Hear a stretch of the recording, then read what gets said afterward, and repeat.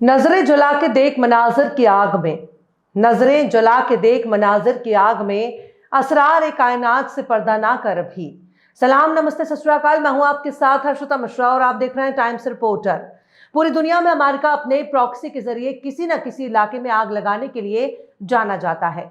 दुनिया भर में अमेरिका के प्रॉक्सी के जरिए बड़े बड़े मंसूबों को अंजाम देता है, लेकिन इन तमाम प्रॉक्सिस में सबसे बड़ा अगर कोई प्रॉक्सी मिडिल ईस्ट में मौजूद है, उसका नाम है इजराइल। इजराइल के जरिए अमेरिका न सिर्फ मिडिल ईस्ट पर नजर रखता है, बल्कि अपने हथियारों को कारोबार चलाता है। इजराइल जिस तरह से गजा के ऊपर हमले कर रहा है, उससे इजराइल और अमेरिका को अपने हथियारों की फैक्ट्री चलाने में मदद मिल रही है। वहीं दूसरी तरफ अपने हथियारों का प्रचार भी कर रहा है। गजा में जिस तरह की जंग देखी जा रही है, वो पूरी तरह से एक तरफा है, जिसमें निहत्ते भूखे प्यासे लोगों को मारा जा रहा है। दुनिया भर की मालूम दौलत और हथियारों से लेस ऐसी जंग आखिर किस काम की? निहत्तों पर बमबारी करके किसके खिलाफ जंग हो रही है? इजराइल गजा के लोगों पर हमला कर रहा है, पर कोई भी देश इस हमले के खिलाफ हथियार नहीं उठा रहा है। एक वाहिद ईरान की एक ऐसा देश है जो सीधे सीधे इजराइल और अमेरिका से टक्कर लेने की हिम्मत दिखा रहा है, वरना जुब्बे वालों ने अपना जुब्बा अमेरिका के हाथों में गिरवी रख दिया है। पर जिस तरह से यमन का अंसारुल्लाह इजराइल पर हमले कर रहा है, उन हमलों की शिद्दत को देखकर इस बात से इनकार नहीं किया जा सकता कि इन हमलों को ईरान अंजाम दे रहा है। यानी भले ही हमला करने वाले यमन के हौती हैं, पर हमला करने वाला ईरान है, और इसमें कोई दो राय नहीं होनी चाहिए। अब तक सिर्फ लेबनान के हिजबुल्लाह और यमन के अंसारुल्लाह को ईरानी मिलिशिया कहा जाता है, लेकिन हाल फिलहाल के कुछ हफ्तों के दौरान जिस तरह से यमन के हौती इजराइल के ऊपर हमला कर रहे हैं, उन हमलों को इजराइल का कोई भी एयर डिफेंस सिस्टम रोक नहीं पा रहा है, और ना ही अमेरिका का थर्ड एयर डिफेंस सिस्टम रोक पा रहा है। जाहिर सी बात है, ये पूरी तकनीक ईरान की है। चूंकि ईरान सीधे सीधे इजराइल पर हमला नहीं करना चाहता, इसलिए यह हमला यमन की तरफ से किया जा रहा है। और इसे इस तरह से भी समझा जा सकता है कि ईरान ने अपनी पूरी ताकत ही हौतियों के हवाले कर दी है। अब मंगल के रोज ही यमनी आर्म्ड फोर्स के प्रवक्ता मिलिट्री जनरल याहिया सारी ने अपने ट्विटर हैंडल पर जारी बयान में एक ऐसा दावा कर दिया जिससे इनकार करने की हिम्मत ना तो इजराइल में है और ना ही अमेरिका इनकार कर रहा है। यूं समझ लीजिए कि इजराइल और अमेरिका दोनों ही खामोशी साध कर बैठे हैं। याहिया सारी ने दावा किया है कि अमेरिका यमन पर हमले करने की तैयारी कर रहा था, और हौती ने इस हमले को नाकाम करने के लिए अमेरिका के एयरक्राफ्ट कैरियर को ही निशाना बना दिया। एयरक्राफ्ट कैरियर एक ऐसा समंदरी जहाज होता है जिसके ऊपर रनवे बना होता है, जहां से फाइटर जेट टेक ऑफ और लैंडिंग कर सकते हैं। इस पर दर्जनों के दर्जनों फाइटर जेट मौजूद होते हैं, पलक झपकते ही दुश्मन पर हमला करके वापस लौट सकते हैं। पर यमन के हौतियों ने उनके aircraft carrier USS Harry S Trueman पर हमला करने का दावा किया और कहा है कि हमने अपने 2 मिसाइल और 4 ड्रोन के जरिए अमेरिका के एयरक्राफ्ट कैरियर को निशाना बनाया है। पर बात सिर्फ अमेरिकी जहाज पर हमले से ही खत्म नहीं हो जाती, बल्कि यमन के हौतियों ने अमेरिकी जहाज के अलावा इजराइल के यफा और अशकाल लोन पर भी हमला किया। हौतियों का दावा है कि उसका यह मिलिट्री ऑपरेशन इजराइल के सैनिक ठिकाने पर किया गया और यह हमला पूरी तरह से कामयाब रहा। यानी अमेरिका के जहाज और इजराइल के मिलिट्री ठिकानों पर हमले की वारदात को यमन के हौतियों ने बहुत ही कामयाब होने का दावा कर रहे हैं। पर अमेरिका बिल्कुल खामोश है। इजराइल भी इस हमले पर कुछ नहीं बोल रहा है। हमारे खबर लिखे जाने तक अमेरिका और इजराइल ने हौतियों के हमले के बारे में कुछ नहीं बोला। अमेरिका ने बहुत ही हिम्मत करके एक ट्वीट किया, जिसमें सिर्फ उनके एयरक्राफ्ट और कैरियर और फाइटर जेट की कुछ तस्वीरें को शेयर किया गया, पर उसने यमन के हमले के बारे में एक शब्द भी नहीं कहा। लेकिन इन तस्वीरों को शेयर करने का आखिर क्या मतलब है?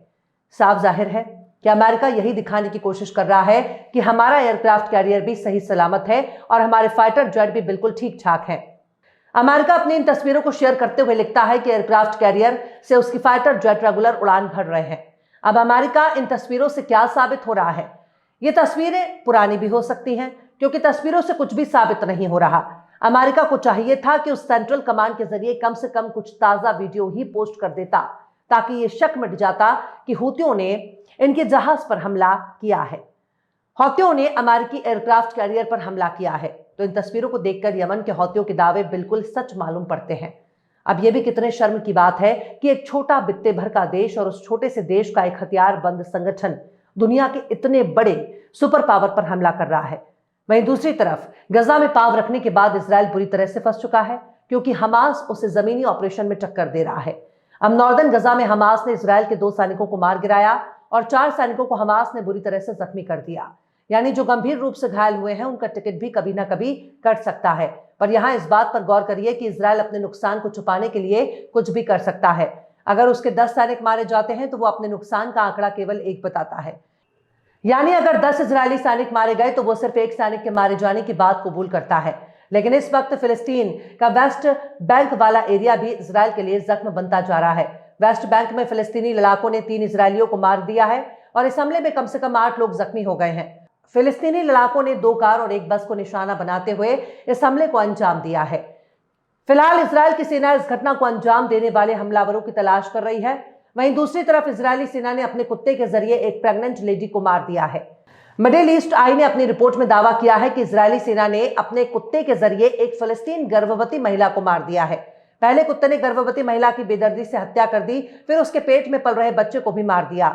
यह महिला जल्द ही बच्चे को जन्म देने वाली थी, लेकिन कुत्ते ने उसका कत्ल कर दिया। आप इससे यह भी कह सकते हैं कि इजराइल ने अपने कुत्ते के जरिए नहीं, बल्कि इजराइल ने खुद औरत की जान को मार दिया। वहीं दूसरी तरफ फिलिस्तीनी अथॉरिटी ने अमेरिका को पूरी तरह से खुश कर दिया है। अब अमेरिका फिलिस्तीनी अथॉरिटी को $680 मिलियन की सुरक्षा सहायता प्रदान करेगा।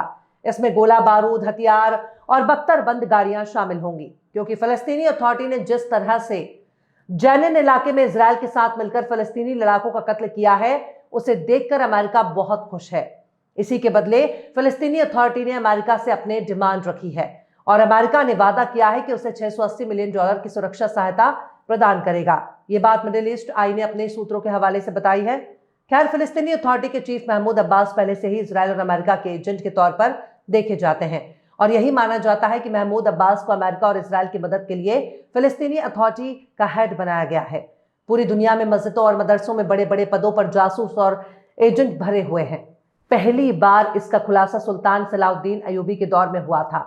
किसी को नहीं मालूम कि उनके मस्जिदों और मदरसों में जिम्मेदार लोग आखिर किसके लिए काम कर रहे हैं, पर इतना तो साफ है कि ईरान ने अपनी ताकत हौतियों को ट्रांसफर कर दी है, जिसका वो बखूबी इस्तेमाल कर रहे हैं और इजराइल की नींद हराम कर रहे हैं।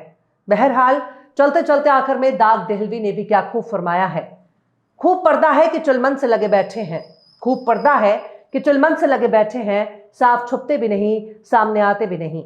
फिलहाल इस खबर में बस इतना ही। इस खबर को आप हमारे साथी शम्स तबरेज की कलम से सुन रहे थे। आपको कैसा लगा कमेंट बॉक्स में जरूर बताइएगा। वीडियो पसंद आए तो लाइक करें। हमारे यूट्यूब के वीडियो लिंक को फेसबुक, ट्विटर, व्हाट्सएप पर अपने रिश्तेदार, यार, दोस्तों को भी शेयर करें और बेबाक, निष्पक्ष, स्वतंत्र पत्रकारिता को सपोर्ट करने के लिए आप हमारे चैनल टाइम्स रिपोर्टर को जरूर से सब्सक्राइब करें और हाँ, बेल आइकन की घंटी वाली बटन भी आप जरूर से दबा दें ताकि आपको हमारे आने वाले नए वीडियो की नोटिफिकेशन फौरन ही मिल जाए। फिर मिलता है किसी और वीडियो में एक नई खबर के साथ। हर्षिता मिश्रा को दीजिए इजाजत। जय हिंद।